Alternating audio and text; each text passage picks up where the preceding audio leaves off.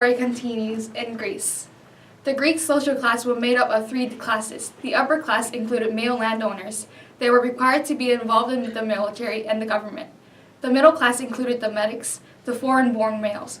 They could not own property or land, so they rented land from the upper-class males. The lower class included the freedmen, the slaves, and women. Freedmen were not citizens of Athens and were slaves originally. They were not granted privileges, but had more than the slaves. The concept of resident aliens is similar to the freedmen in Athens.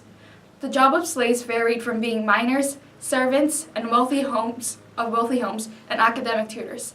Women were not held in high esteem and barely had any rights in Athens. However, in Sparta, women received physical training because they believed strong women brought strong babies. They had more rights than Athenian women and could run the household while the husband was away, own land, and make their slaves do weaving and laundry for them. The Spartan society strongly believed in discipline, obedience, and courage. Thus, all boys had to go through harsh physical training and devoted their lives into the army. Sparta had a strong military to prevent any slaves from revolting. Here's Kenny with the social ranks lineup.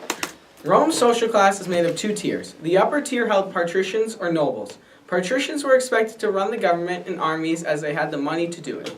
Patricians were a small majority of the population and made the rules of Rome. The lower tiers were plebeians. Plebeians consisted of peasants, craftsmen, traders, and other workers.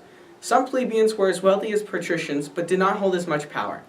Unlike patricians, only plebeians could become traders, so they grew wealthy. Along with Roman citizens, foreigners or Latins were part of the lower class.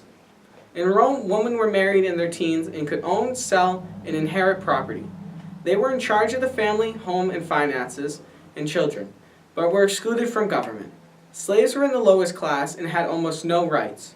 Children from moderately rich families went to school to learn reading, writing, and arithmetic. Children from rich families learned at home from private tutors. The poor had no formal education and girls stayed at home to learn household skills. However, some girls went to ludus or elementary school. Today's social class is still defined by economics and government. Classes still hold the same types of jobs and citizens hold more rights than foreigners.